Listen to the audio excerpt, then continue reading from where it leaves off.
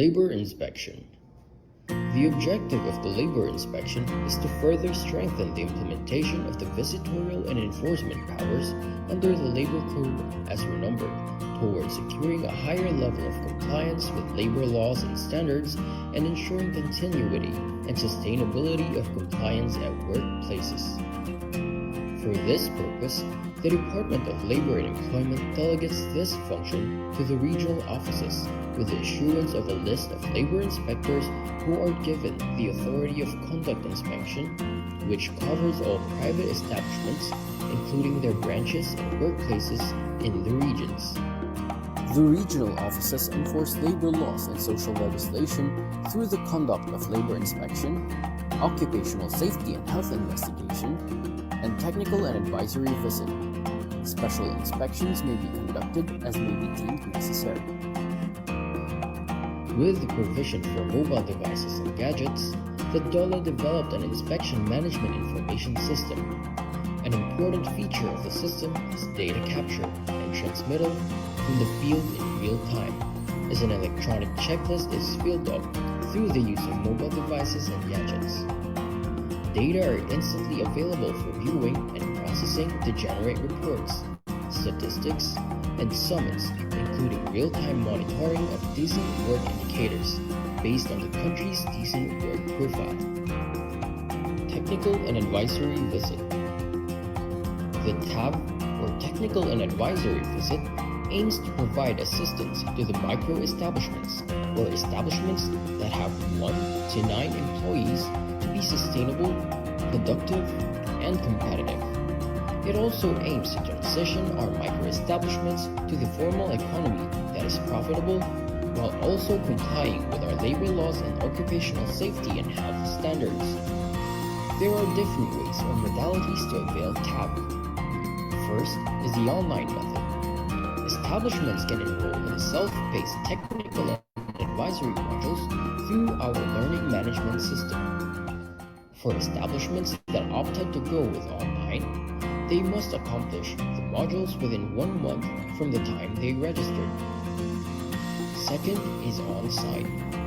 The DOLE regional, field, and provincial offices conduct on-site or face-to-face orientation for the technical and advisory services, wherein micro-establishments are invited to attend.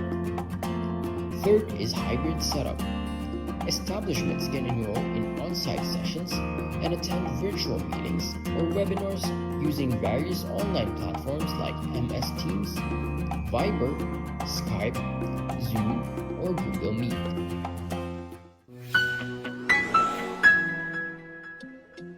Establishment owners carry a big responsibility to comply with labor laws, including submitting reports and providing documents like payroll records during inspections.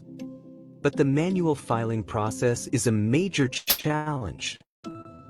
They need to spend time, money, and effort to fill out forms and deliver them to the DOLE office, often dealing with traffic and delays. Sometimes, there's a long wait just to confirm if the report is accurate and complete. And it's not just employers facing difficulties. DOLE employees also struggle with limited manpower and the time-consuming task of reviewing and processing these reports. The time has come for change.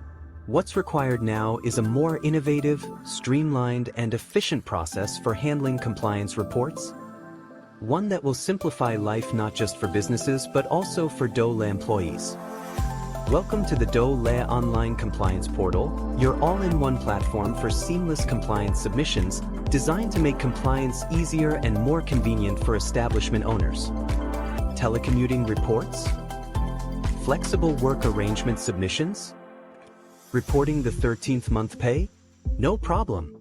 Even work accident or illness reports and the annual establishment report on wages, everything you need is now in one convenient portal. Plus, the DOLE Online Compliance Portal now includes the latest requirement for reporting movie and television shoots under Department Order 246, Series of 2024. All your compliance needs in one place. Quick,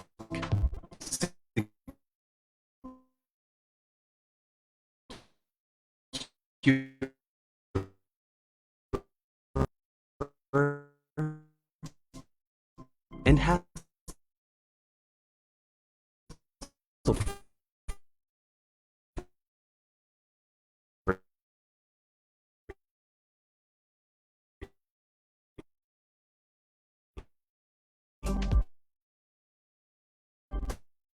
with the DOLE certificate of registration is immediately with downloadable templates. Submit these documents directly through the portal, where DOLE inspectors will review, provide feedback, and keep you on track for compliance. With admin access on the DOLE online compliance portal, the labor inspectors can easily review the submitted reports and documents from the establishments. If further verification is needed, they can schedule an online meeting through Google Meet, all within the portal. This streamlines compliance checks, saving time and making the process more efficient for everyone. It's a smarter, more efficient way to stay compliant and keep your business running smoothly. Welcome to a new era of compliance, simplified, fast, and effective with the DOLE online compliance portal.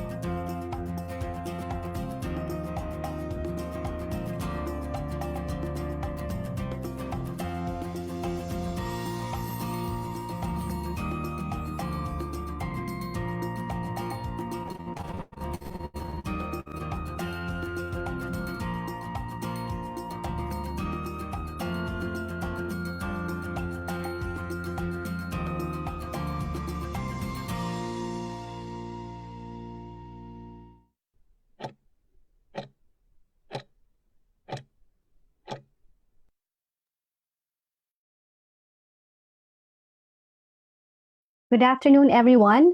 Welcome to another episode of our Webinar Wednesdays of the Department of Labor and Employment, hosted by the Bureau of Working Conditions. I am Sarah Juan, and I will be your host for today's webinar. Last week, we discussed post-employment compliance that covers the employer's duties when an employment relationship ends, whether through resignation or termination. Nabanggit po doon that employers have the right to resign with proper notice, while employers terminating workers must observe due process. Separated employees din daw po are entitled to their final pay. And of course, kung meron daw po mga deductions, it should be valid and authorized deductions only. At ang huli po na ating key takeaways last week is employers must also release key documents. At ang mga dokumentong ito ay ang mga Certificate of Employment at yung mga final computation if ever po na merong hihingi ng ating mga empleyado. Of course, this should be released daw po within the DOLE prescribed timelines. So ngayon po, ngayong hapon, ang ating webinar for Season 4, Episode 26, pag-uusapan naman natin ang laban kontra TB, kalusugan sa lugar ng trabaho. Ang Pilipinas daw po ay isa sa mga bansang may pinakamataas na TB burden sa mundo at ang lugar ng trabaho kung saan gumugugol ng mahabang oras ang mga manggagawa sa saradong espasyo ay isang high-risk environment. So kung hindi maaagapan daw po at matutukoy agad, ang TB ay nagdudulot ng absenteeism, pagbaba ng productivity at maging kapansanan or in a worst case scenario po is a death of a worker. So sa panahon ngayon, mahalagang mas maintindihan natin ang kahalagahan ng kalusugan at pagkakasakit na tuberculosis sa lugar paggawa. Kaya naman, samahan ninyo kami ngayong hapon habang mas pinalalalim natin ang ating kaalaman tungkol dito. Pero bago po ang lahat, let us begin with a short prayer. Dear Heavenly Father, we come before you today with hearts full of gratitude for the opportunity to gather in this webinar. We thank you for the gift of technology that allow us to connect, learn, and grow even from afar.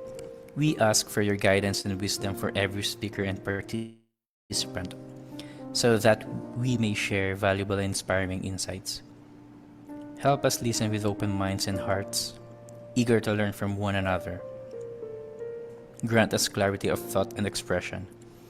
making our discussions meaningful and impactful. We pray that this session fosters understanding, collaboration, and the sharing of knowledge that benefits everyone.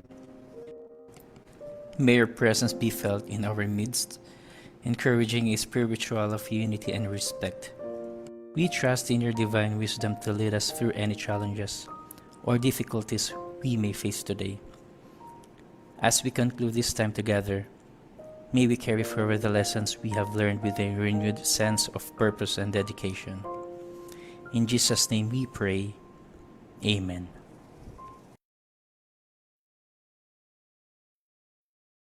Again, good afternoon po to our Facebook viewers and thank you for joining us today. Paki-heart, react, or like naman po ang ating live stream at huwag kalimutang i-follow ang ating official Facebook page at Dole BWC1949 para manatiling updated sa mga anunsyo, programa at learning sessions ng Bureau of Working Conditions. Please share this live stream with your friends, family, and colleagues at gamitin po natin ang hashtag Webinar Wednesdays.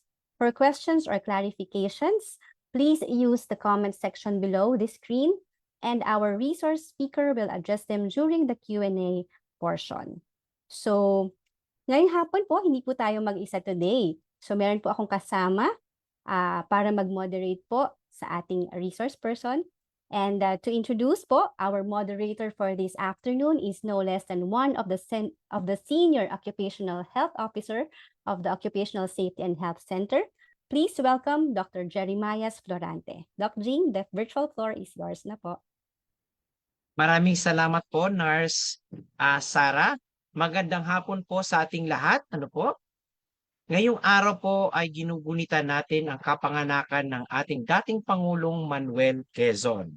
Sa Quezon City, I suppose in Quezon Province as well, ay nagse-celebrate po ng Quezon Day or Quezon City Day in Quezon City. Siya rin po ay pumanaw sa sakit na tuberculosis sa buwan rin na ito, Agosto. Kung kaya ang Agosto ay tinalagang National Lung Month upang hikayatin ang bawat isa na maging aktibo, na panatilihing malusog ang katawan at umiwas sa mga karamdaman sa baga gaya ng TB at iwasan ang paninigarilyo. Ang ating resource speaker sa ngayong hapon ay hindi lamang eksperto pagdating sa sakit na TB, kundi pati rin sa larangan ng public health. Siya ay may higit kumulang 40 years na experience sa larangan ng public health. Nagsimula siya bilang isang rural health physician sa Kidapawan, North Cotabato, hanggang nahirang nakalihim ng Kagawaran ng Kalusugan noong July 2016. Sa kanyang karera ay naging advokasya niya ang mga usaping tobacco control, breastfeeding at young child nutrition, kalusugan ng mga ina at kababaihan, at reproductive health. Pagkatapos ng kanyang panunungkulan sa Kagawaran ng Kalusugan, lalo na noong ng pandemya, pinamunuan naman niya ang Philippine Red Cross at ang 14 molecular laboratories nito sa buong bansa. Naging medical director din siya ng Gene Lab PH na tumitingin sa kalusugan ng mga pasyenteng may cancer. Sa ngayon, siya po ay medical director at executive director ng Philippine Tuberculosis Society Incorporated. Nakatuwang natin sa prevention at control ng sakit na TB sa lugar paggawa. Mga binibini ng Ginoo, isang masigabong virtual na palakpakan para kay Manggagamot Pauline Jean Rosel Obial para sa napapanahong usaping laban kontra TB, kalusugan sa lugar ng trabaho. Manggagamot Obial.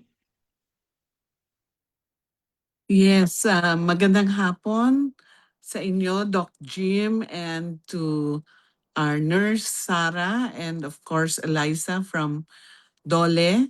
And sa lahat ng nakikinig sa webinar na to, magandang hapon po. I hope that we can give you the necessary information para hindi lang natin maiwasan ang tuberculosis sa sarili natin, kundi sa ating pamilya at sa ating workplace at pamayanan. No? Importante na alam natin ang mga impormasyon para makaiwas tayo sa sakit. At kung meron man tayong sakit, ay gumaling po tayo dito. So let me share my slides.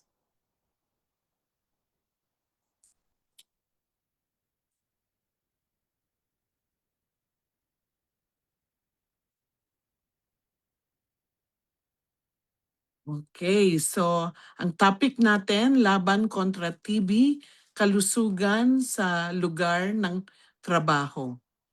Next slide. Ang tuberculosis ay isang sakit na contagious, nakakahawa, that can damage the lungs, sinisira ang baga, and sometimes other parts of the body tulad ng utak, kidney, spine, and bones, no? This is this is caused by bacteria called Mycobacterium tuberculosis.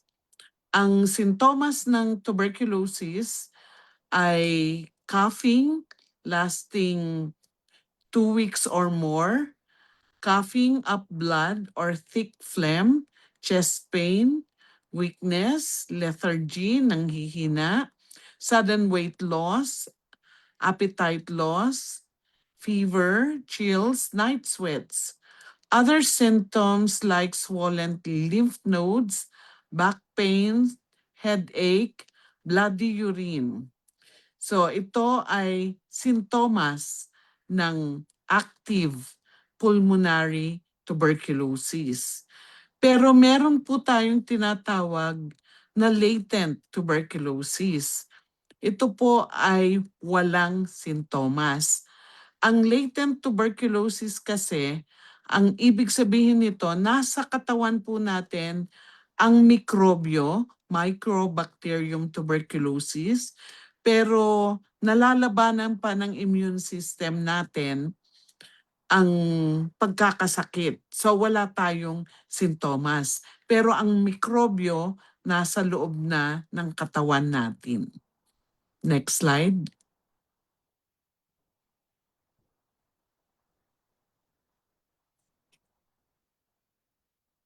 Next slide. Okay. So how is tuberculosis spread? Ang TB po, tulad ng COVID, kilalang-kilala natin, ay airborne. Through the air when you are exposed to an infected person. Through his cough, sneezing, or even talking. No? Pero hindi siya katulad ng COVID na parang mabilis makahawa. Kailangan maraming beses ma-expose. No?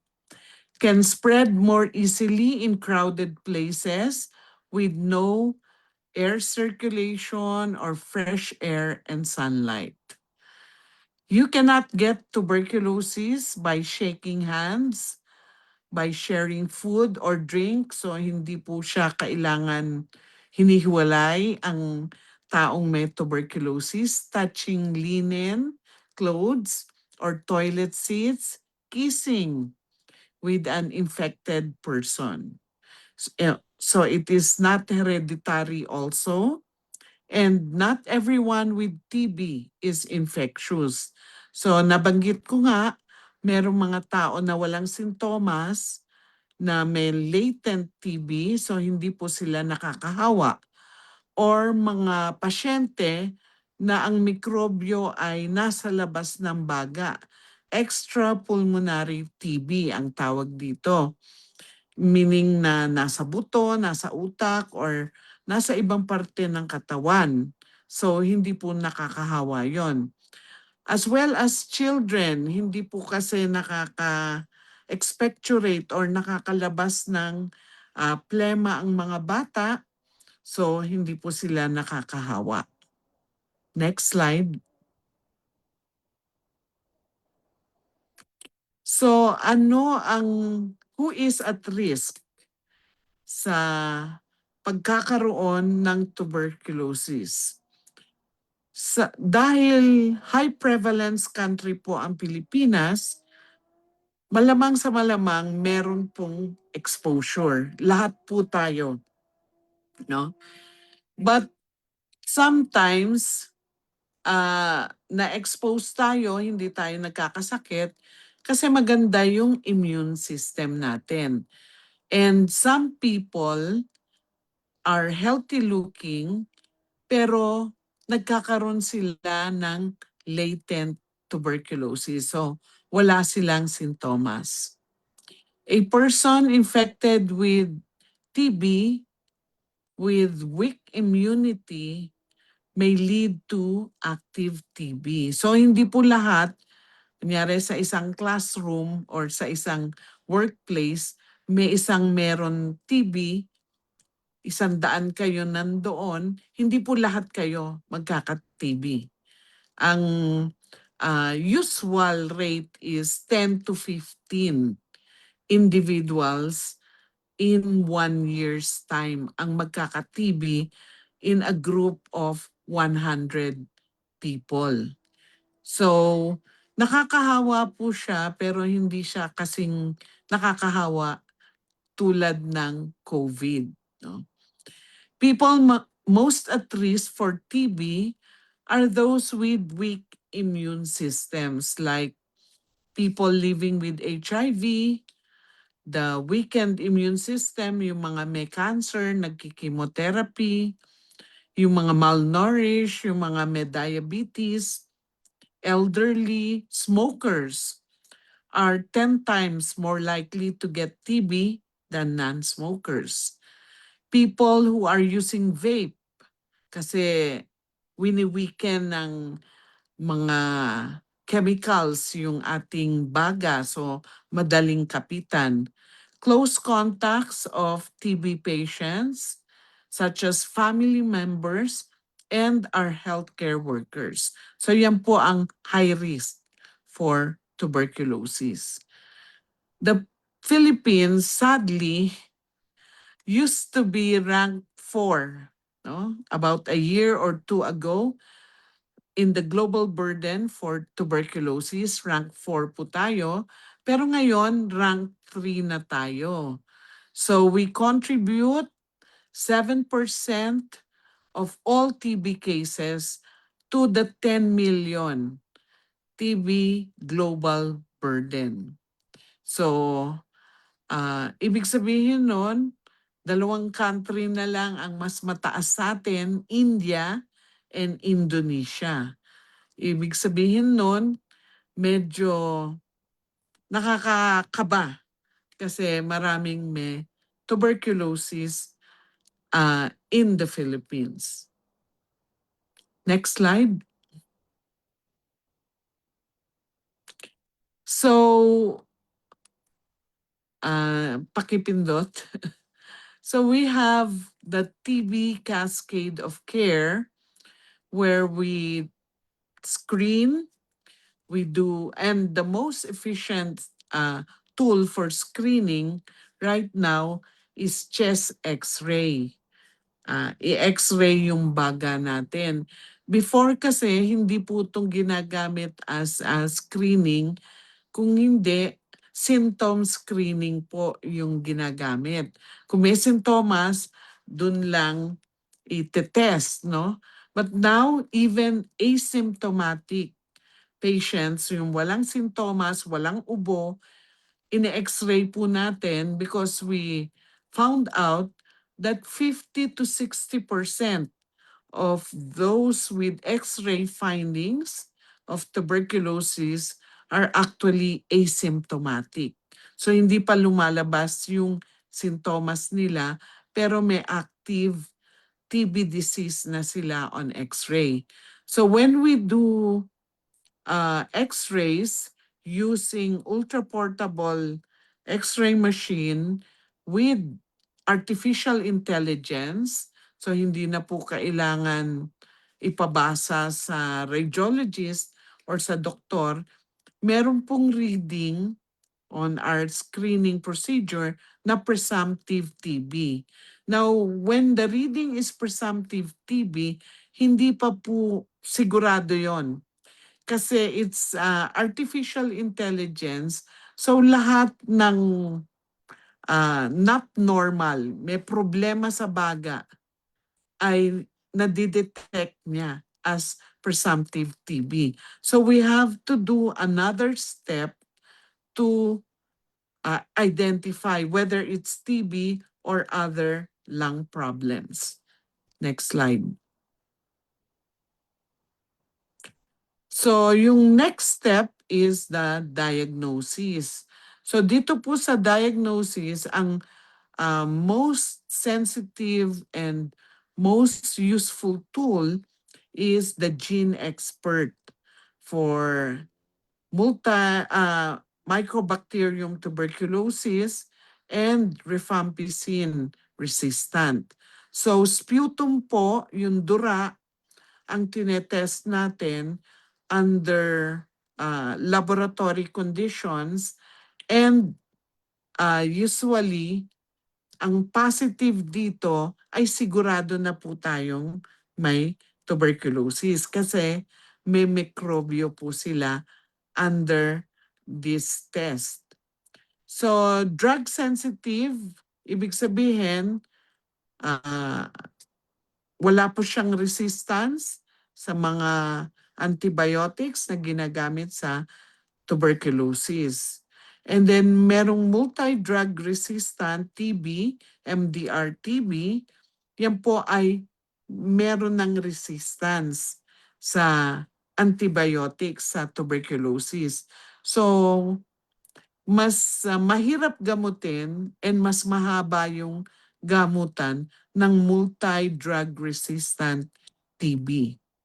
So, extremely drug resistant TB, ibig sabihin nun, sa siguro 4 yung gamot sa TB, resistant siya sa 2 or more. So mas mahirap gamutin ang extensively drug-resistant TB. Next slide.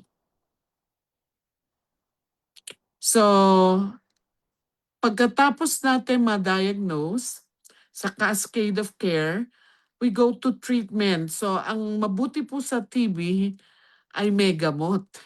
No? Unlike other diseases, no?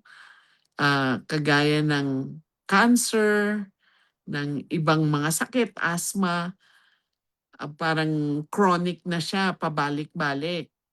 Walang katapusan yung sakit mo. Pero sa TB, pwede pong matuldukan. Pwedeng malabanan at mawala ang tuberculosis. So ang tawag natin sa treatment ay Directly Observed Treatment Short Course or DOTS, DOTS, or tutok gamutan. So this is a strategy approved by the Department of Health, the World Health Organization, and is available in many countries, all Southeast Asian countries. The duration right now for drug-susceptible TB treatment or DOTS treatment is 6 months. Pero pinag-aaralan na rin po na iba pababa siya to 4 months. Pinag-aaralan pa lang. Pero currently, it's 6 months. For multi-drug resistant TB, it's 9 to 20 months. So mahaba po ang gamutan ng multi-drug resistant TB. Next slide.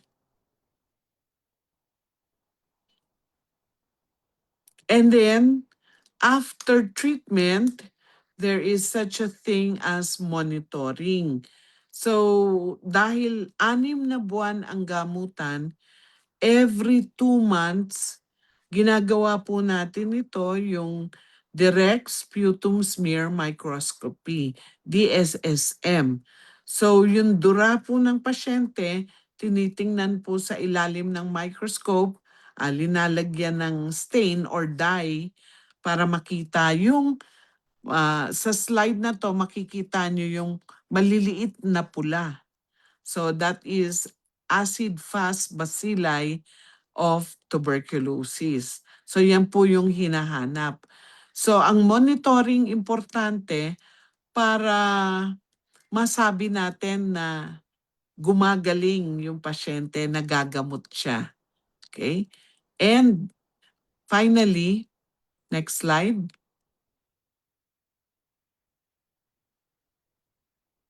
Yes. Can TB be prevented? Yes. So there is a vaccine since 1976.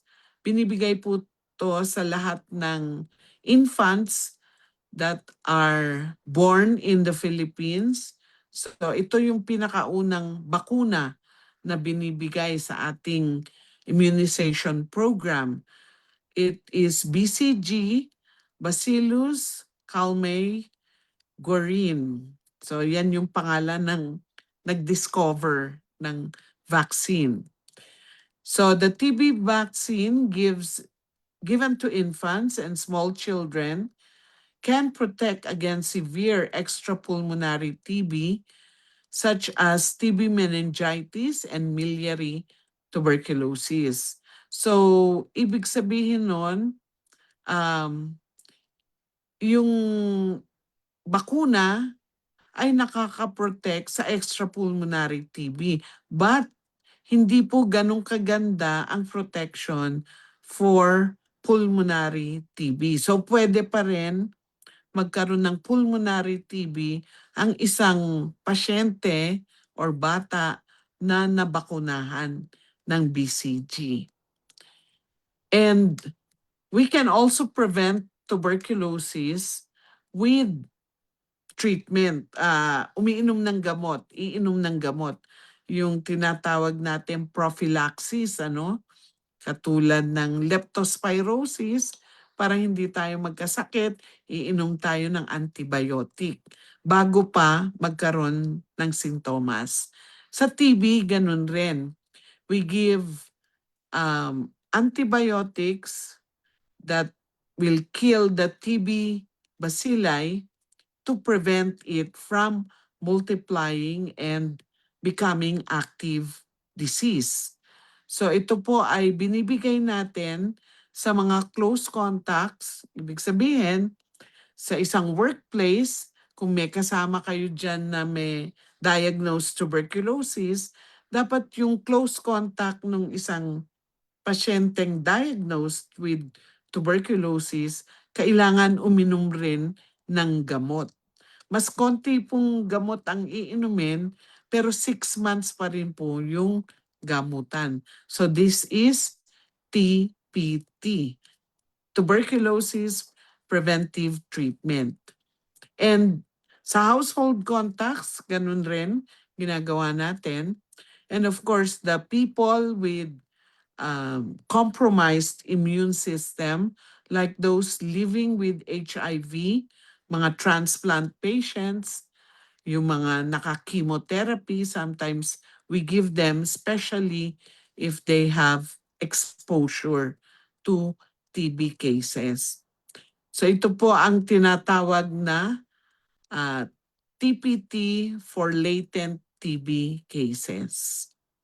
So what's very important right now for us in the workplace or healthcare workers like us is to get screened now na. No? Get an X-ray annually. Free X-ray, free treatment. So meron pong mga facilities na available sa Department of Health and even sa private sector, like in our PTSI office, the X-ray is free for screening, workers, close contacts, high-risk population for tuberculosis. Next slide.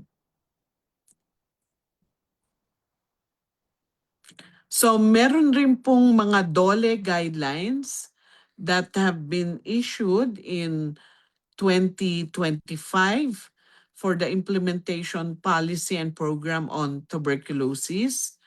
So, ito pong mga guidelines na to ay nagbibigay sa atin ng instructions on how to screen for tuberculosis in the workplace, how to prevent tuberculosis from spreading in the workplace, and then also the protocol that any patient diagnosed with tuberculosis cannot be removed from their jobs, no? Kasi may gamot ang tuberculosis. So, bibigyan sila ng gamot.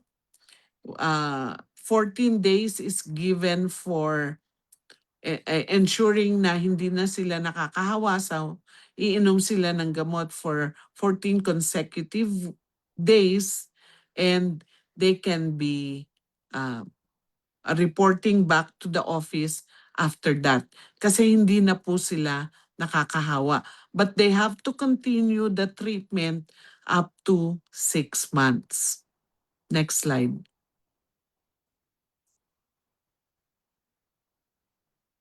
Okay, so ito po yung policy na nakasulat, yung 2005, no discrimination. Workers with TB cannot be fired, suspended, or denied their jobs just because of their condition. Parang HIV/AIDS rin, ano? Hindi pwedeng matanggal sa trabaho ang isang taong diagnosed with HIV/AIDS or tuberculosis. Job retention, employees can keep working if certified by a company doctor or return to work as soon as his illness is controlled. Yung nga yung, sabi ko, the usual is 14 days. So the doctor can determine if it will take longer for the patient to return to work. Benefits, access, affected workers can claim assistance, no? Mga sick leave and all that disability pay. Next slide.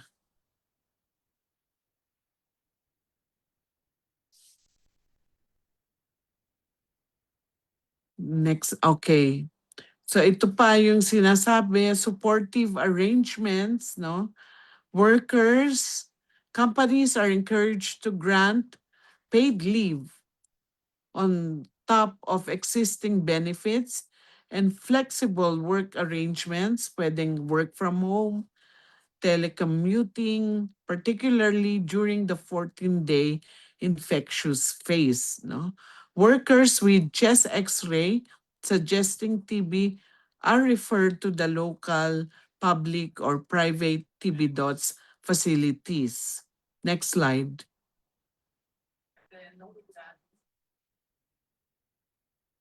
Okay. So next slide. So actions to be taken, get screened now, get an x-ray annually for all working class, no? Free x-ray from PhilHealth, free treatment from your local government units, health center. Refer people you know for screening, no? Lalong-lalo na kung alam nyong may sintomas sila. And you can also host an active case finding in your workplace or your community. You can write to us, the Philippine Tuberculosis Society. We have 8 branches nationwide, and we can go to your workplace rather than have your workers like be absent for half day or 1 day to get their x-ray outside. No, we can go to the workplace itself and it will take 1 to 2 minutes to get the x-ray. So we can do 200 to 300 patients a day in your particular area. Next slide. I think this is the last slide. What are takeaways from this lecture? Asa na? So, I guess the main takeaway, last slide na po, okay? So, the main takeaway is make sure you get an X-ray so that you protect yourself. Make sure that if you are tested positive for tuberculosis, you get treated and your close contacts get TB preventive treatment.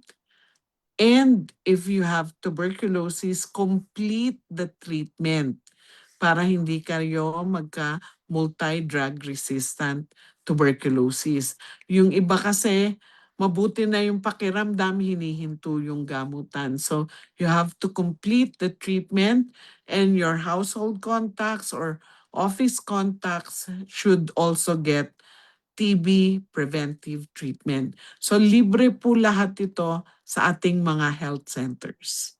Thank you. Maraming salamat po, Manggagamot Ubyal. Nax, no? Nakas maka-Pilipino, buwan ng wika. Yes. Okay po.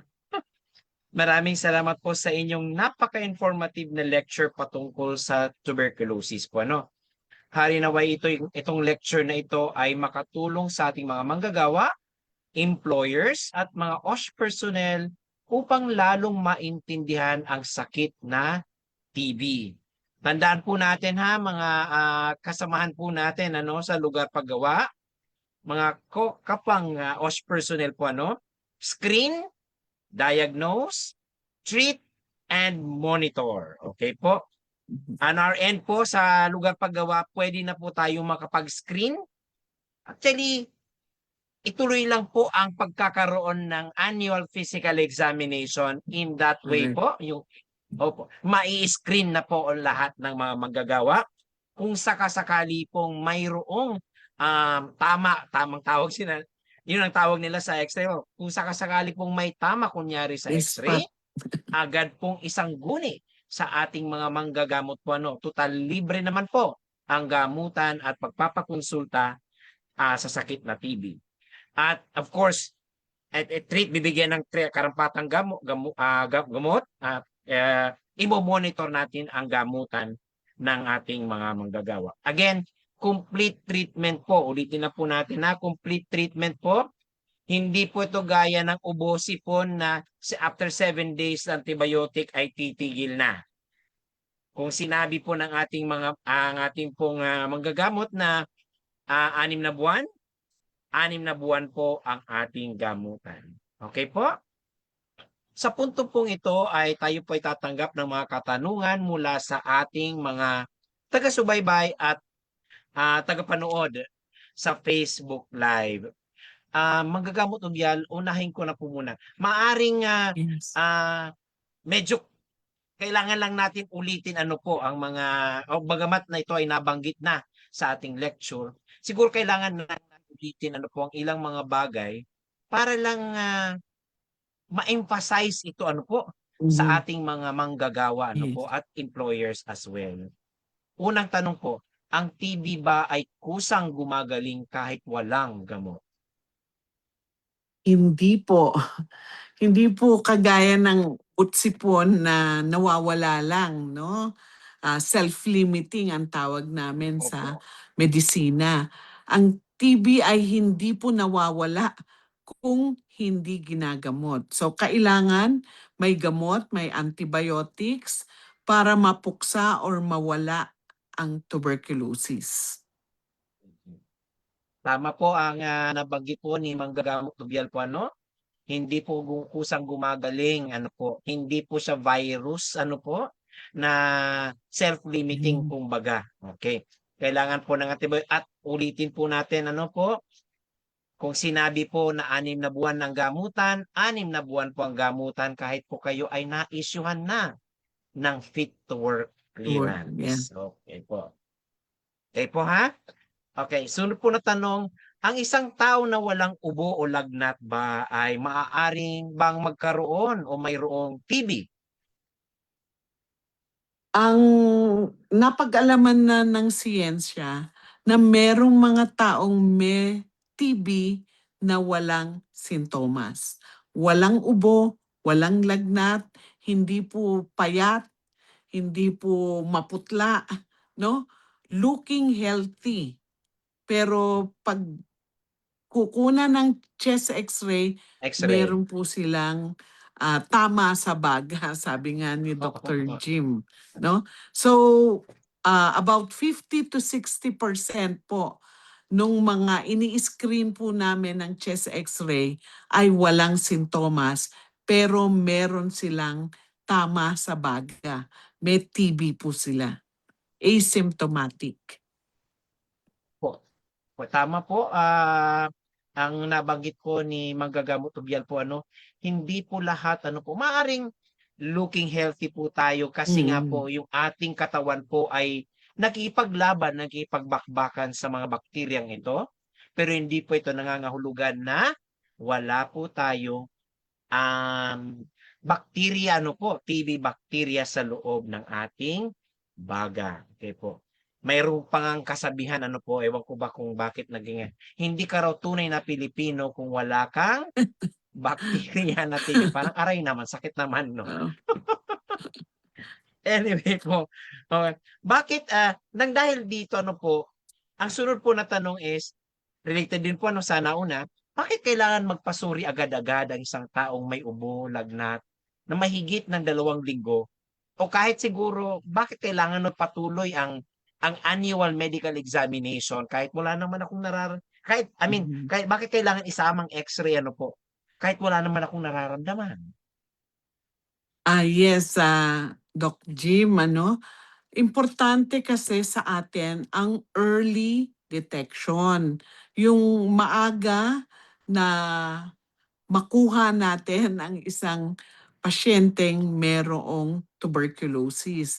Kasi kung hindi po natin makuha na maaga, kunyari inuubo ka ng matagal na, tapos hindi ka nagpapasuri, ay spread mo na nahahawa mo yung mga kasamahan mo sa bahay, sa trabaho, and parang sayang yung opportunity na magkaroon ka ng gamutan para hindi ka na makahawa. So, importante once we develop symptoms or yun nga, kahit wala tayong sintomas, magpa-x-ray tayo taon-taon. So that importanteng ma-detect ng mas maaga ang tuberculosis para hindi na tayo makahawa at ang gamutan ay mas mabilis. Kasi kung early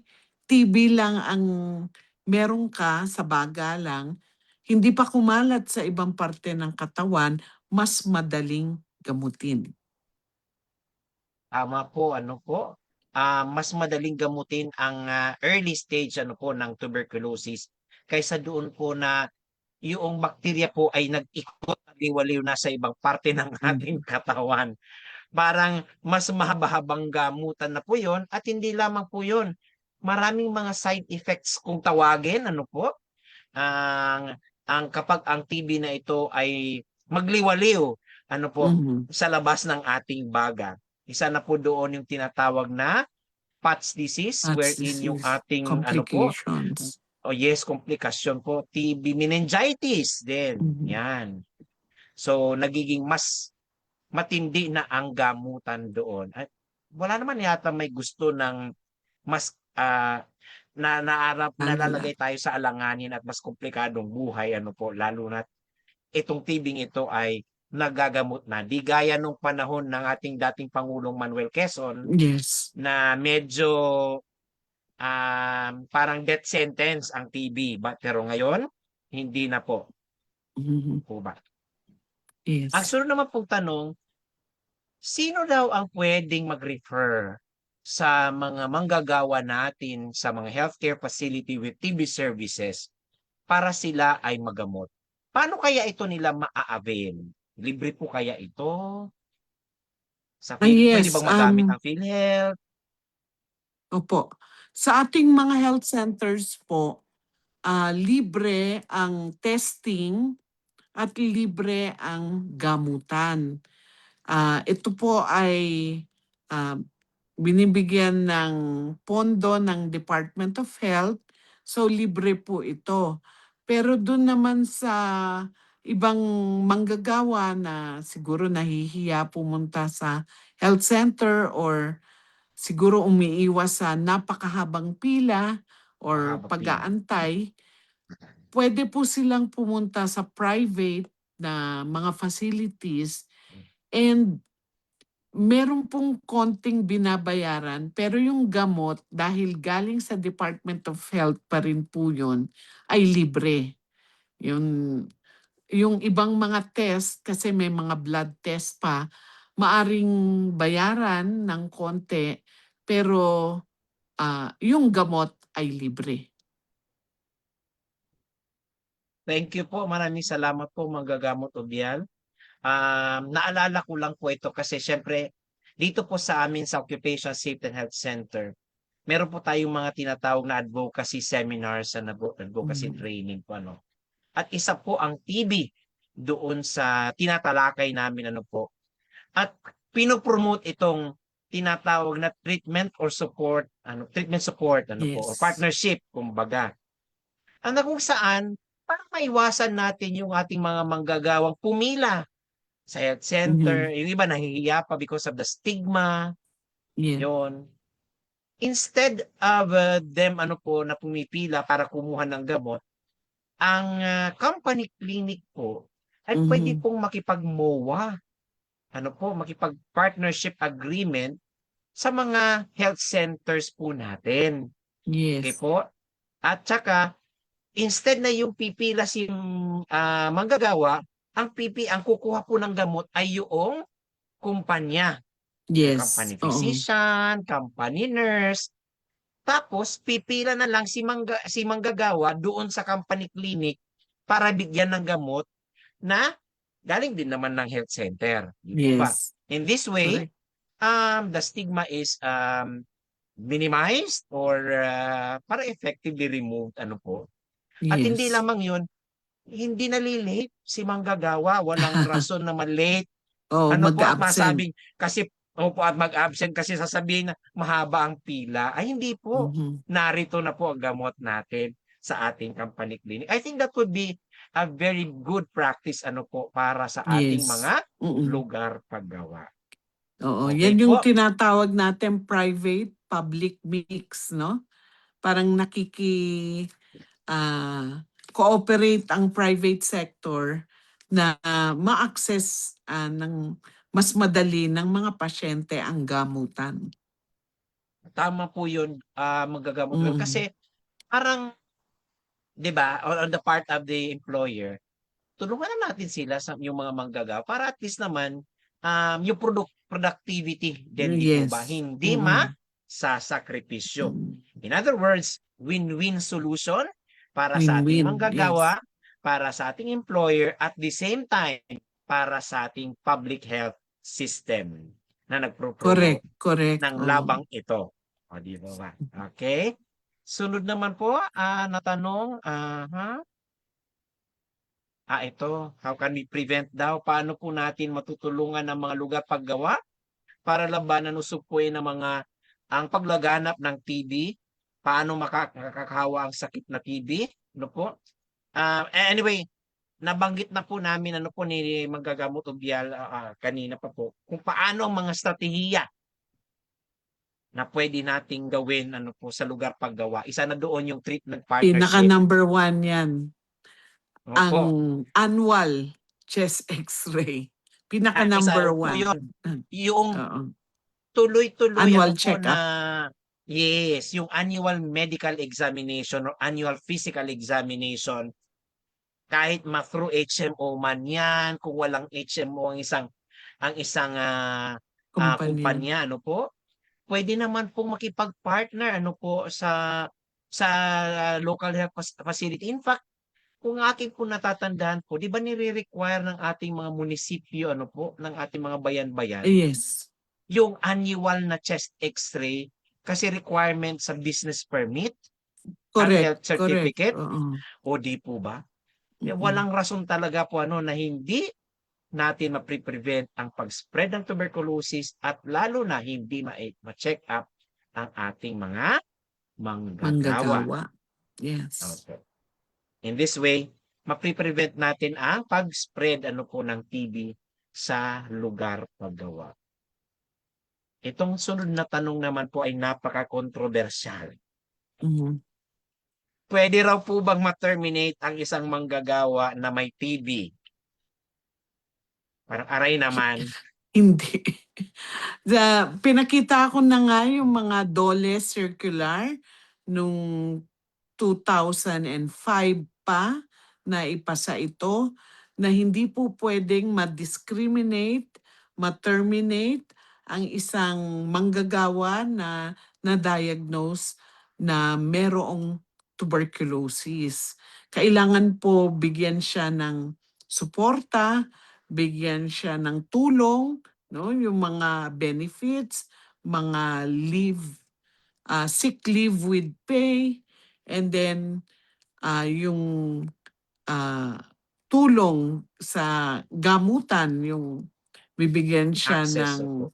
access or time to get the drugs or yung mga monitoring nga kasi kailangan tinetesting yung dura niya every 2 months.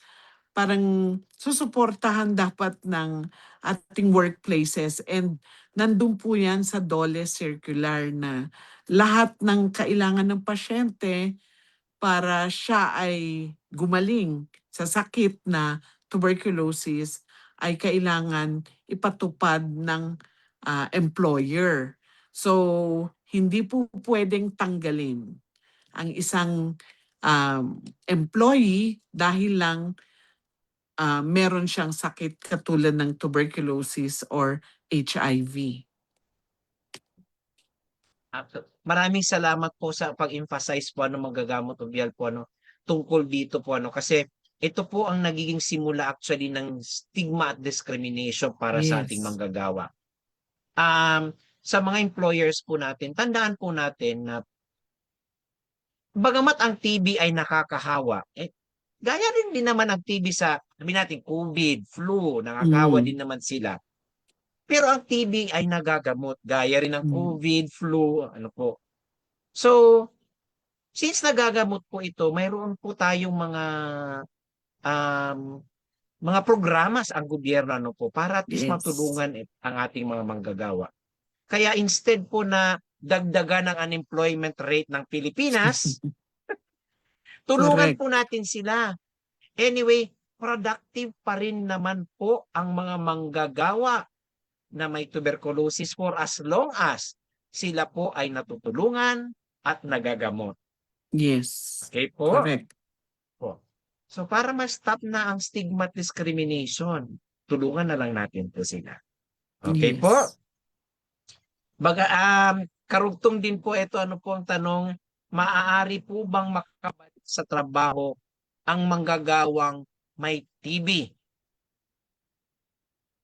Yung sinabi po natin, hindi po dapat tinatanggal sa trabaho, pero meron pong tinatawag na treatment, parang period, hanggang sa hindi na siya infectious, yung hindi na siya nakakahawa.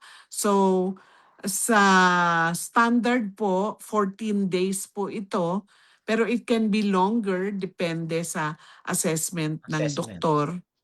So, tinutulungan natin na parang some of the workers pwedeng mag-leave, pero yung sa amin po kasi healthcare workers kami, pinagmamask po namin yung mga parang employees namin na nadadiagnose. Hindi po namin sila pinag-a-absent.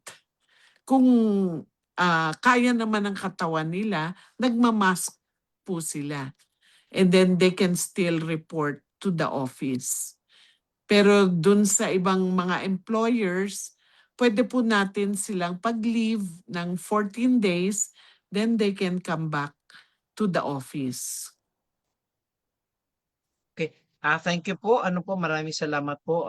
Kasi mayroon actually kasunod na tanong, tulad na tanong na tungkol sa fit to work clearance. Ito po yung ano niya na bakit daw kailangan after 2 weeks pa? Mm-mm. Yung Ah. 2 weeks, yung 2 weeks kasi na pinag-aralan na po yan, sinuri na po yan, na yan yung time na hindi na infectious ang isang pasyenteng may TB na umiinom ng gamot. Pero yun sa iba nga, it can be earlier, no?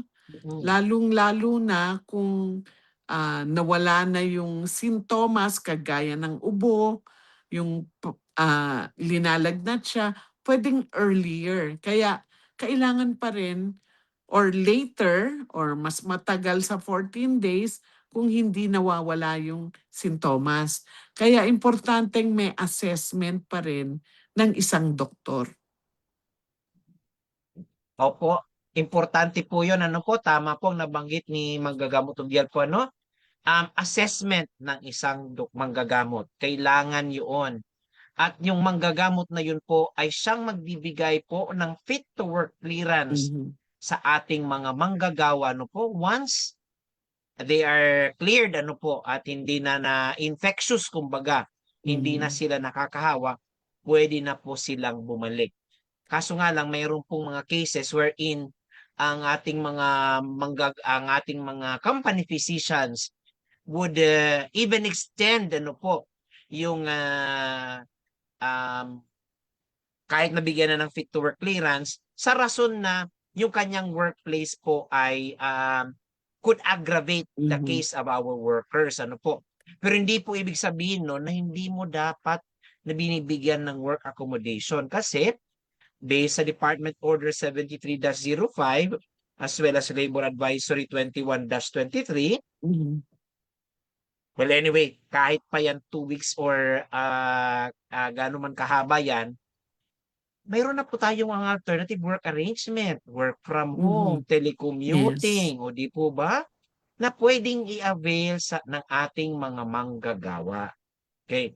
Kaya walang rason po na hindi i-accommodate ang ating manggagawang nagkaroon po ng sakit na tuberculosis. Po. At tandaan po natin, nagagamot po ang TB. Yes. Okay po. Ito pong tanong naman, may relapse, mari po bang magkaroon ng relapse case ang isang kaso ng TB? Yes, hindi po natin tinatawag na relapse yan, ano? Kasi dahil sa monitoring, na-establish natin na gumagaling ang pasyente. There is treatment success. Importante yan sa gamutan. Hindi pwedeng tapusin lang yung 6 months and then goodbye. No? May monitoring po tayo, tinetesting po natin at 2 months interval kung meron pa ring mikrobyo. So, hindi po relapse ang tawag natin dyan. Yan po ay pwedeng magkaroon ng reinfection. Yung bumabalik yung mikrobyo sa katawan. Ibig sabihin, nagamot na siya, natanggal na yung mikrobyo ng tuberculosis sa kanyang katawan, pero nahawa ulit. So that is reinfection. Halos wala po kaming nadodocument na relapse. Ibig kasing sabihin ng relapse, dun sa 6 na buwan na ininom mo yung gamot, parang after taking the drug, bumalik ulit yung mikrobyo or lumakas ulit yung mikrobyo sa katawan mo. Wala pong relapse sa tuberculosis. It's reinfection.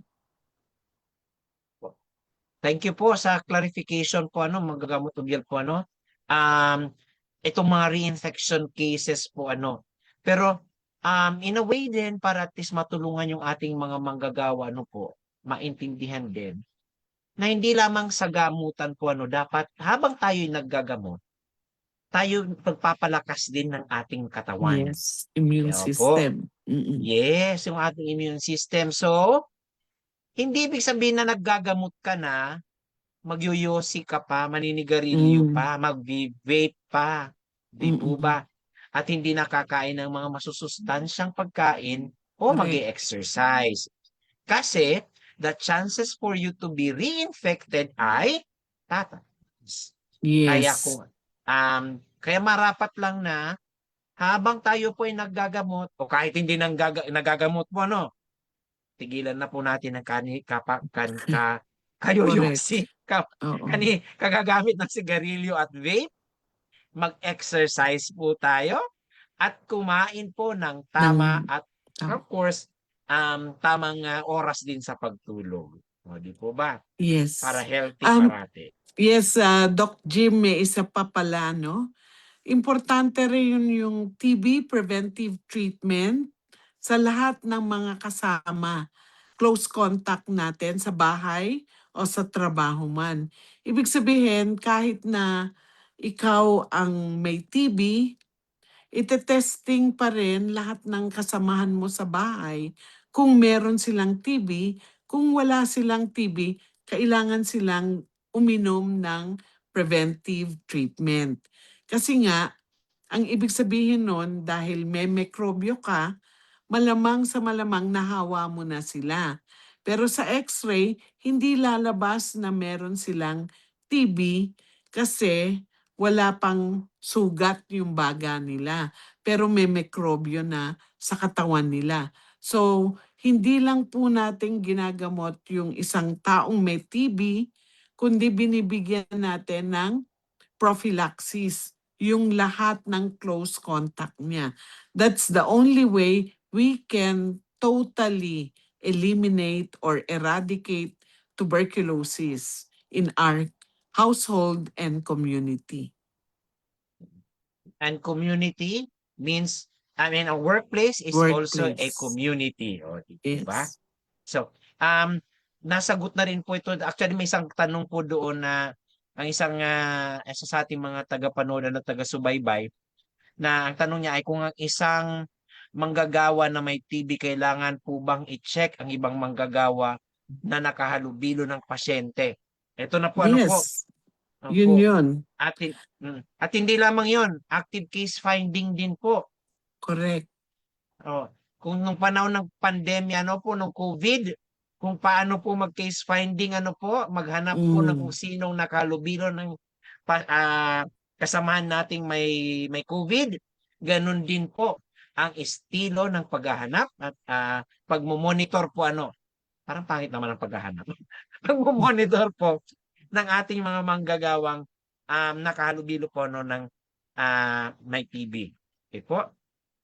Totally to prevent the spread. Yes. Isa din itong strategy, actually. A good strategy. Mayroon pong isang tanong dito. Kailangan po ba ng referral sa healthcare facility with TB services kahit na nakita na siya ng isang pulmonologist sa isang pribadong clinic? Parang dating forum shopping. Ang importante po kasi na parang merong endorsement kung na-check up na siya, na examine na yung kanyang dura para hindi uulitin sa health center. So, kailangan po ng endorsement or referral. Kasi importante na malaman ng health center kung ano na yung nagawa sa pasyente. Or kung kunyari binigyan siya ng gamot, hindi niya naman nakumpleto. So, importante rin malaman ng health center at hindi nasasayang yung gamutan.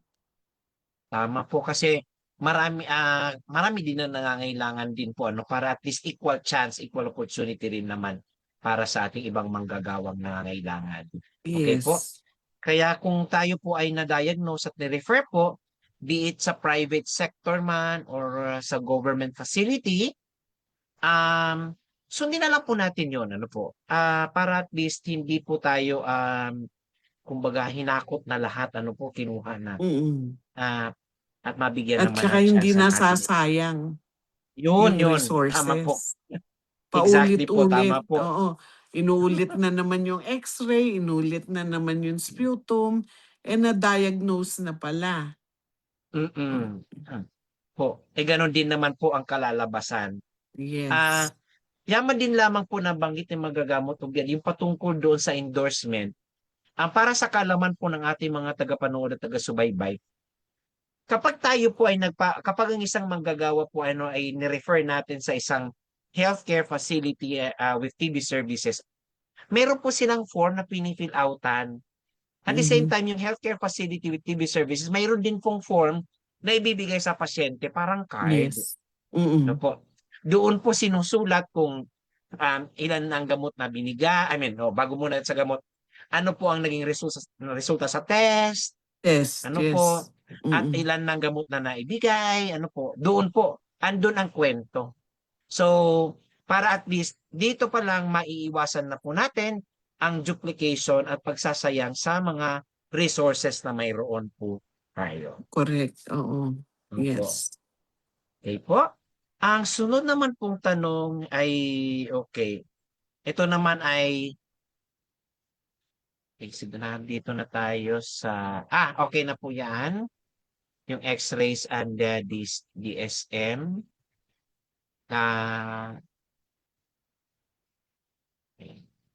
Okay na rin po yan, tweeted. Okay, ito po pala.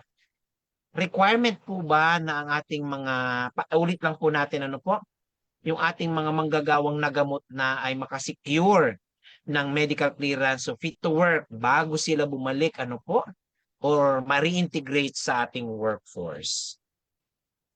Yes, of course, kailangan ng medical clearance, no? Mula sa ating company doctor na pwede na tayong mag-report back to our workplaces, no? Sa health center rin, nag-i-issue yung doktor na pwede nang bumalik. Pero hindi po kailangan, hindi dapat hintuan ang pag-iinom ng gamot.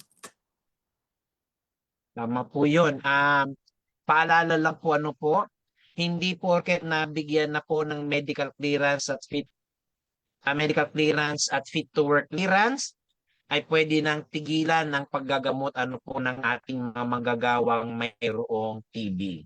Tuloy-tuloy po ang gamutan nito hanggang sa itinakda po ng ating mga manggagamot sa mga healthcare facilities with TB services. Ano po?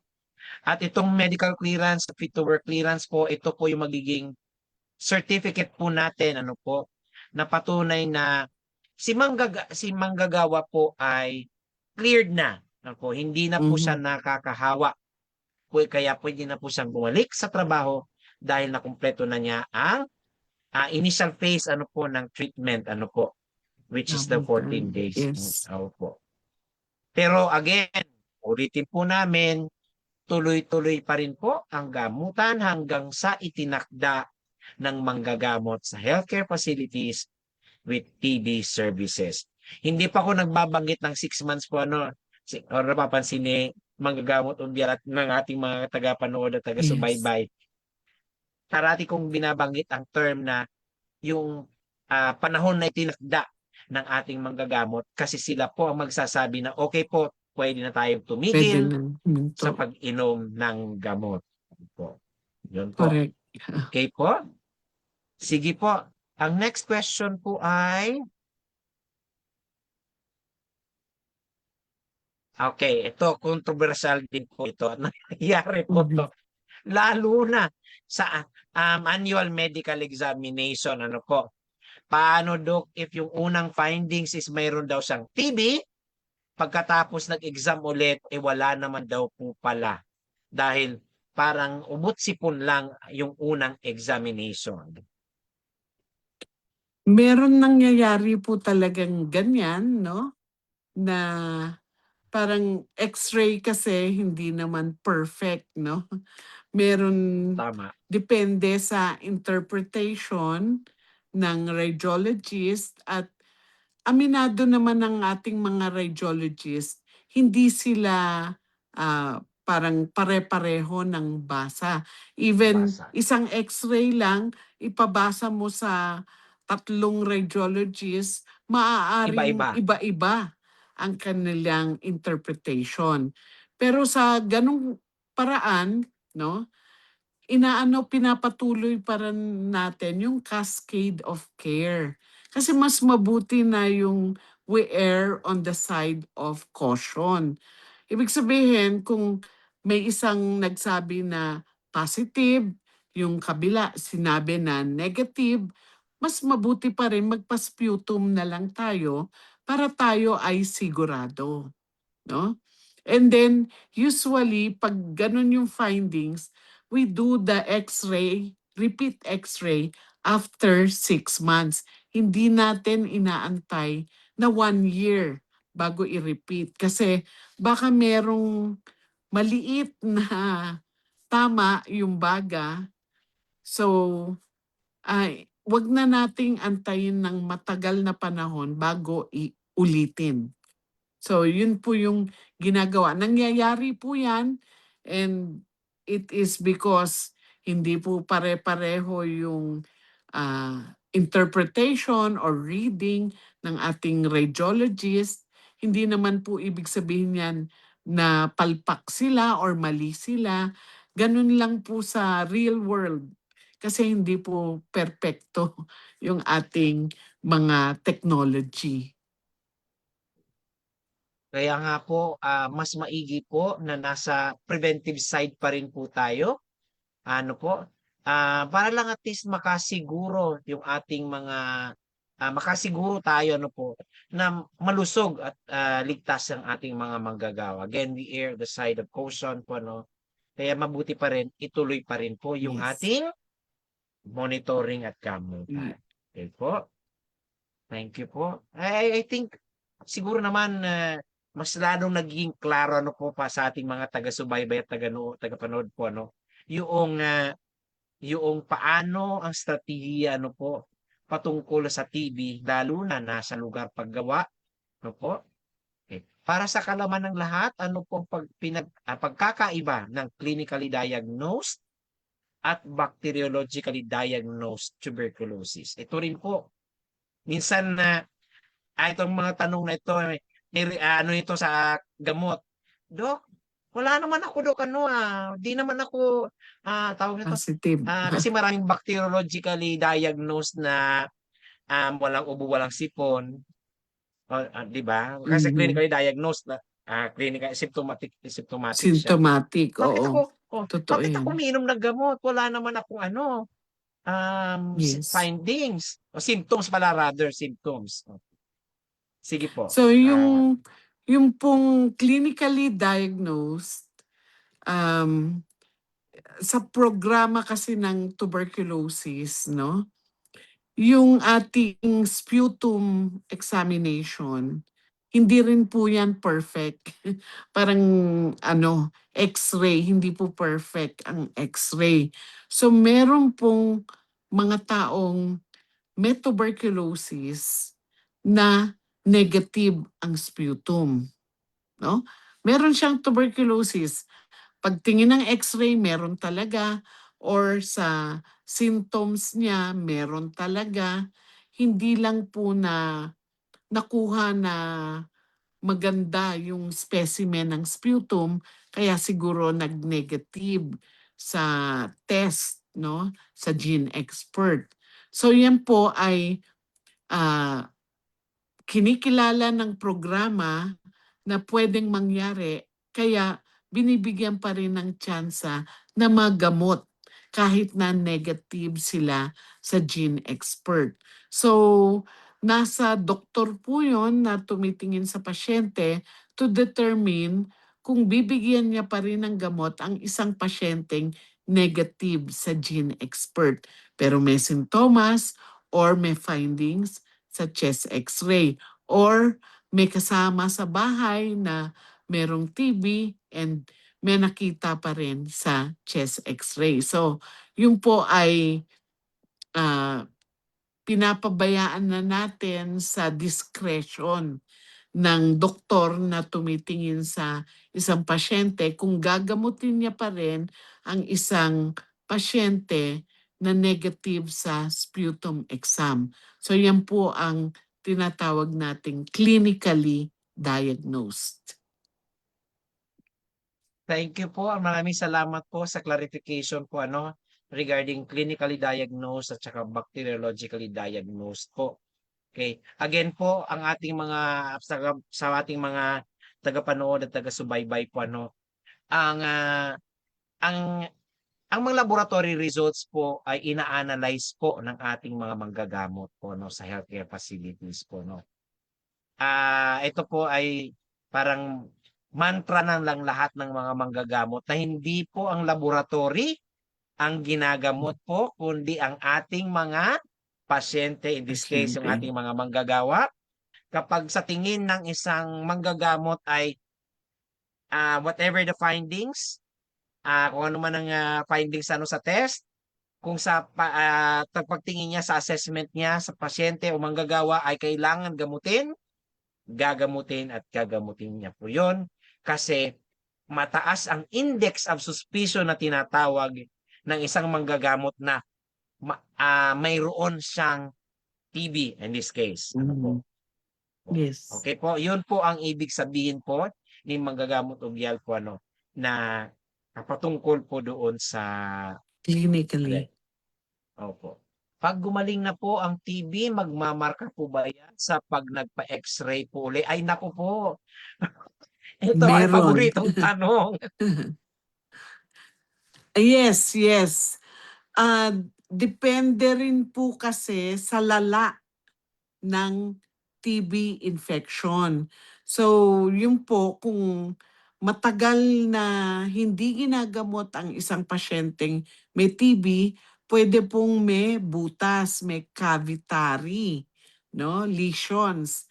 And kung cavitary na yung lesions, matagal pong mawala yon. Or sa ibang mga pasyente, hindi nawawala yon. May scar na ang pasyente.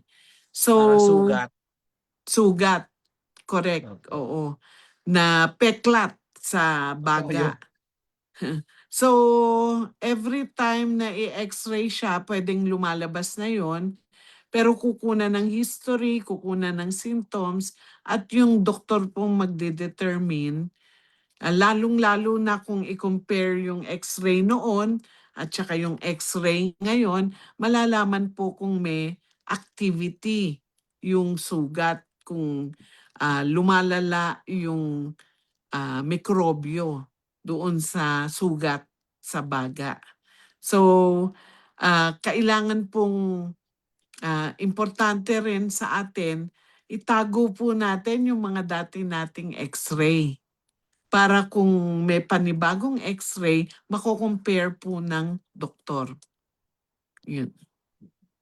Tama po ang nabanggit ni manggagamot ogyal na kailangan po natin itago yung ating mga plaka po. Kasi importante po yun lalo kapag follow-up check-up. Ito po usually nangyayari pag nag-annual medical examination na kung saan yung ating mga manggagawang nagamot na sa sakit na tuberculosis, magmamarka uli, tapos yung ibang mga manggagawa pinare-require pang magkaroon ng clearance. Okay po.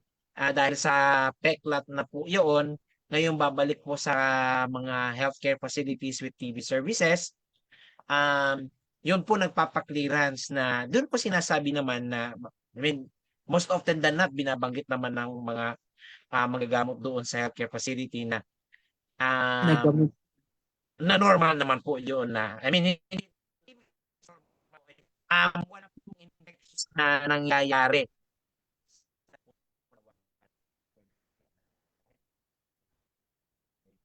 Sana po matanda yung mga paboritong ating mga manggagawa po.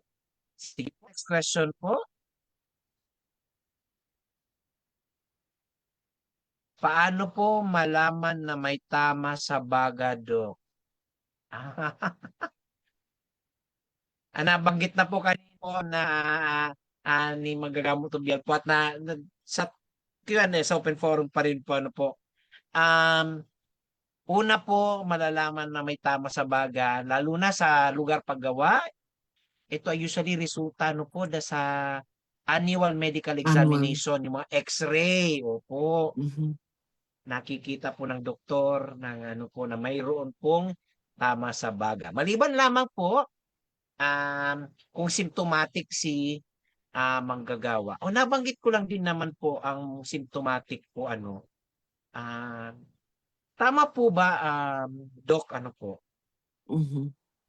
Kasi di po ba mayroong mga chances na si manggagawa po ay nagkaroon ng continuous na ubo. Nagpa-annual medical examination, negative naman ang x-ray, pero may ubo pa rin po. Yes. Tama po ba na kailangan pa rin siyang magpakonsulta sa ating healthcare facility with TB services? And to verify lang kung anong klaseng ubo ito mayroon si manggagawa. Yes, of course. Kasi hindi po lahat ng ubo ay TB, no? And kailangan gamutin ang ubong ito. Kasi for example, ano siya, asthma or allergic cough or pwede rin baka may cancer na tayo. So, yung mga pasyenteng inuubo, kailangan talaga magpa-check up kasi ibig sabihin ng ubo, may sakit ka. Pwedeng hindi tuberculosis yung sakit, pero kailangan magpa-check up para magamot. Yung sinasabi ko ngang early detection, kasi wag mo nang aantayin na lumala yung ubo mo bago ka magpa-check up. Parang maaga pa lang, 2 weeks pa lang, inuubo ka, pa-check up ka na. Tama po yun, nabanggit ni Manggagamot Tobial po, na dapat po magpa-check up, kahit ubo lang po yun. Sabi na natin, wala pa pong x-ray. Nagkaroon ka lang ng ubo para lang at least mapanatag ang ating loob at masiguro natin kung anong klase pong ubo ito at magamot agad-agad. Maaari Yes. kasi ang ubo ay allergy dahil lang sa allergy, may asthma, o di kaya, well, ito na nga, TB, po. Pero ano pa man klaseng ubo yan, mas maigi po ang early detection para rin po sa ating kalusugan. Preventive side din po yun, kahit mayroon na tayong ubo, po. Yes. Salamat po. Sunod pong katanungan, mayroon pa po ba? Ito. Pwede po ba ito i-file sa SSS or ECC? Yes, oo. I think you can claim benefits kasi nga ito po ay chronic illness and pwede po nating i-file as parang claim for benefits. O tama po 'yon ang nabanggit ni ni Manggagamot Tobial na pwede po itong i-file natin po sa SS o ECC. Ay sa DOLE DO 7305 nga po, nire-require po ng ating mga employers na bigyan po ng access po ang ating mga manggagawang nagkaroon ng TB dito sa SSS, GSIS o ECC po na ma-avail nila po ito. At hindi lamang po SSS, ECC, PhilHealth din po. Mayroon pong Yes. programa ang gobyerno po para po sa ating mga manggagawang nagkaroon po ng TB. Huwag kalimutan kasama po ang PhilHealth aside from SSS at ECC. Tama po. Okay, sige po. Mayroon pa po kaya?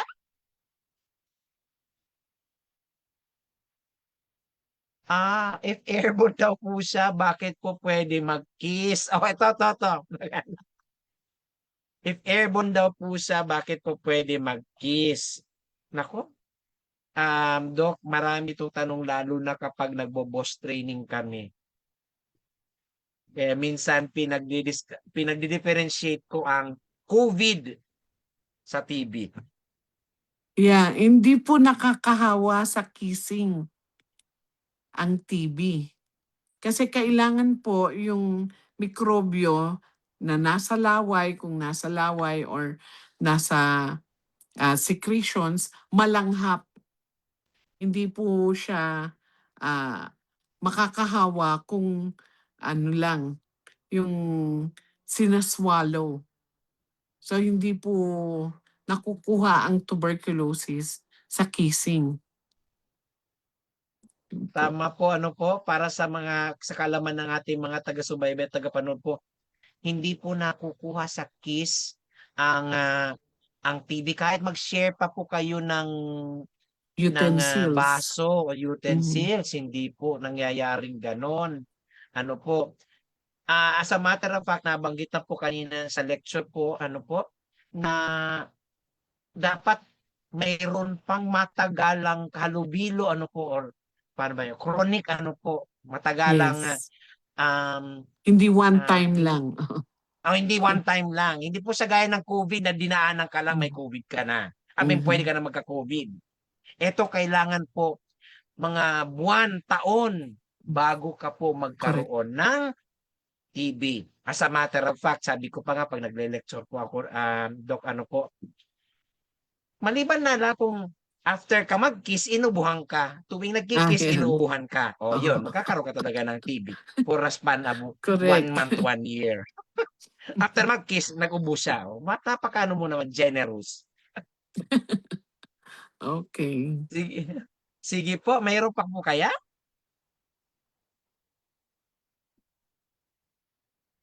If exposed po sa active TB patient, how long po magre-reflect sa x-ray yung bacteria para malaman po if nahawa? Good question po. Wala pa pong scientific documentation yan. Kasi actually ang TB ay depende sa immune system nung pasyente, no? Pwede kasing nahawaan ka pero hindi ka magkakasakit kasi maganda yung immune system mo. So hindi po na-establish kung gaano katagal from the time na mahawa ka na magkaroon ng spot sa baga or tama sa baga. So depende po 'yon sa immune system nung taong nahawa. Kaya mas maigi rin po ano po na active monitoring din po. Ba? Yes. Para sa ating mga manggagawa. Mayroon pa po kaya another question? Marami tayong mga active listeners po ngayon at viewers. Actually, Jing, marami pa po tayong questions but due to time na rin po and magkaiba po ng time zone si Doc Pao po. No?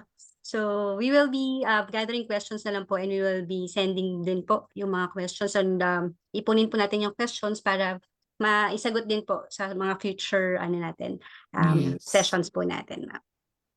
Ayan. Maraming salamat po, Nurse Sara po, ano? Okay? Maraming salamat po, Manggagamot Ubial po, sa inyong lecture po, ano, at saka sa pagsagot po sa mga katanungan ng ating mga tagapanood at taga-subaybay. Harinawa po, itong talakayan na ito ay naging malaking tulong sa ating mga manggagawa, employer at post personnel para lalo nilang maintindihan ang sakit na TB at kung paano ito mapre-prevent at makukontrol po sa lugar paggawa. Di po?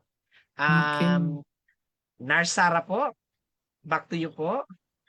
Thank you, Doc Thank Jean po. you. And again, thank you very much po, Doc Pauline Jean Rosel Ubial, Medical Director and Executive Director of the Philippine Tuberculosis Society Incorporated or the PTSI for generously sharing your expertise and valuable insights with us today. So bago po tayo magtapos, ma'am, may final message pa po ba tayo sa ating mga viewers? Yes, thank you very much.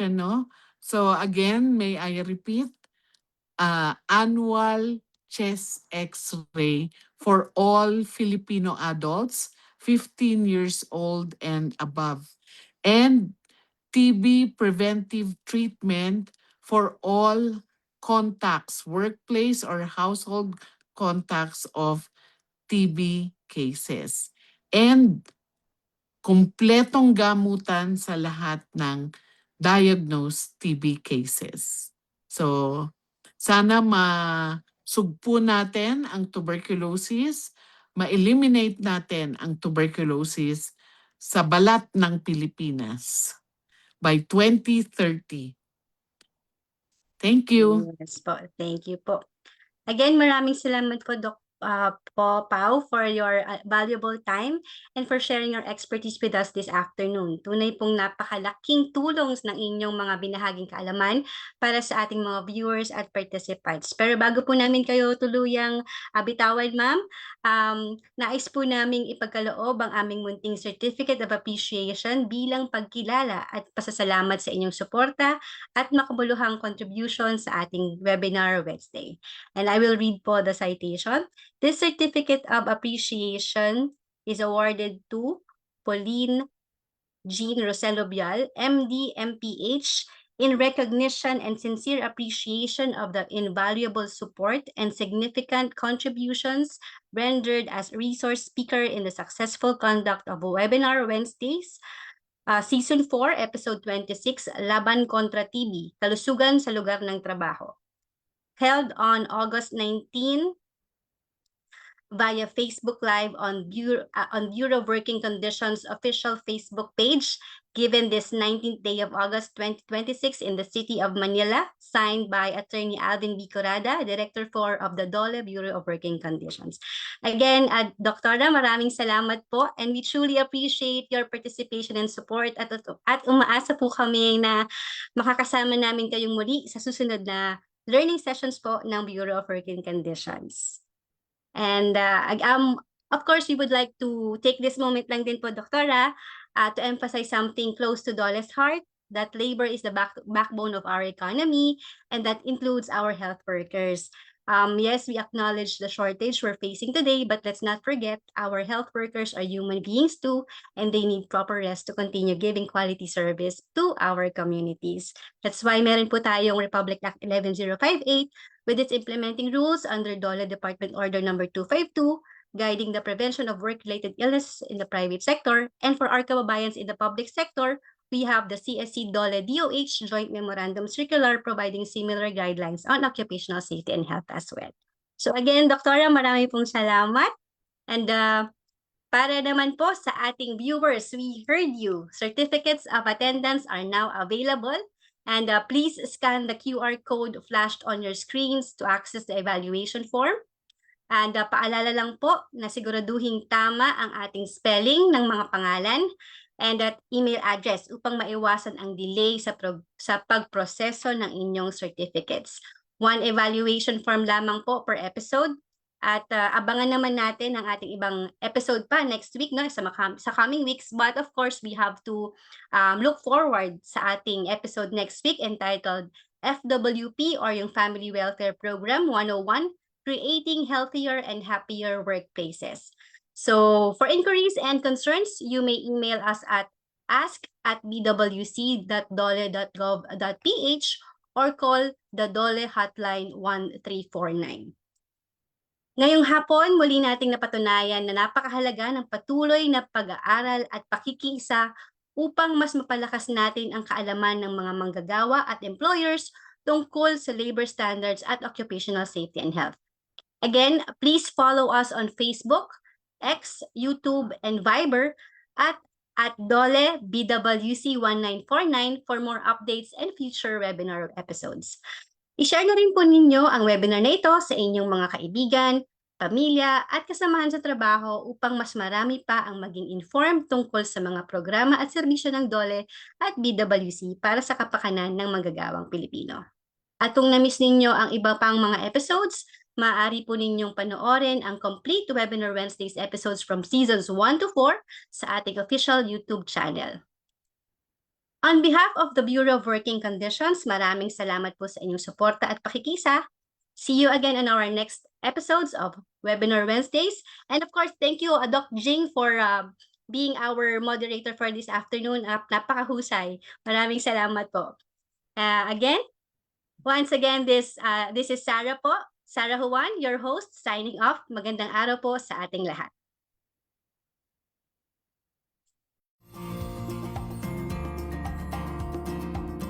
Para sa mga katanungan at karagdagang impormasyon, maaari po tayong tumawag sa DOLE Hotline 1349 o sumuni sa mga DOLE Regional Field